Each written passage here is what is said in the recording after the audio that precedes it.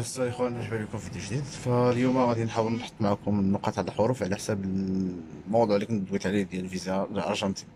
بالنسبه للاعفاء المغاربه من مصاريف الفيزا، هذا ما كيعنيش اعفاء تام من البروسيدور ديال الفيزا كتكون كتدفع باري مايل. في الاول كتكون واحد ديجيتال انترفيو الدوكيومنتس ديالك باش انهم يتاكدوا منهم واش الدوكيومنتس اوريجينال ولا لا. بطبيعه الحال كتدفعهم كودور. ف نتبع لكم واحد الفيديو هذا فيه الريكوايرد دوكيومنتس داكشي اللي كيطلبوا، ونكملوا المرحله ديال فيها كيفاش كتكون.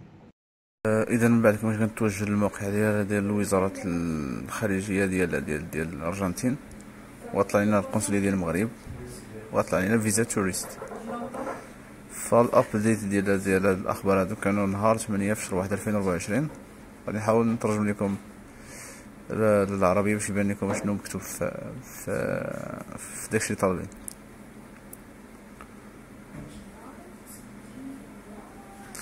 من بعد ندير الترجمة العربية باش نعرفوا الوثائق باش يكونوا واضحين لأي واحد.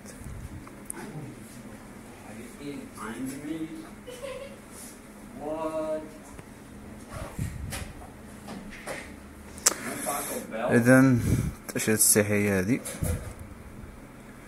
بالنسبه للمغاربه في السطر الاول كيقول لك بالنسبه للمغاربه كيحتاجوا تاشيره الارجنتين فاش كيبغيو يمشيو كسياحه.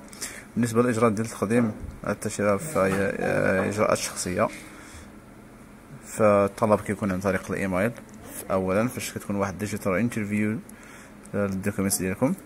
فبالنسبه للوثائق راه باينين، بالنسبه لنموذج الاستماره او الصوره 4x4. بالنسبه للحساب البنكي بطبيعه الحال كيكون كشف حساب البنكي ديال اخر 3 شهور. بالنسبه للاستماره الطياره كاينه فيها واحد الاكزامبل بالانجليزي وواحد الاكزامبل بالعربيه. بالنسبه لهذا الايميل اللي كاين في التحت هو فين كتصيفطوا الكومبليت دوكيومنتس ديالكم. بالنسبه فيها الاستماره وفيها جميع الوثائق كتكون اصليه وكتكون مسكانيه وكتكون كولور. بالنسبه كيف ما قلت لكم هذا هو الاعفاء المغاربه من مصاريف التاشيره اللي هي $150.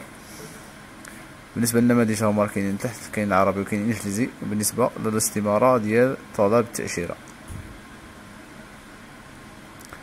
نتمنى الشرح انه يكون واضح لاي واحد فيكم. وبالنسبه لاي واحد بغى يعرف المعلومات ف الموقع ديال القنصليه ديال الارجنتين في المغرب غنحاول نحط لكم في صندوق الوصف باش اي واحد بغى يدخل يشوف شنو طالبين ويقرا على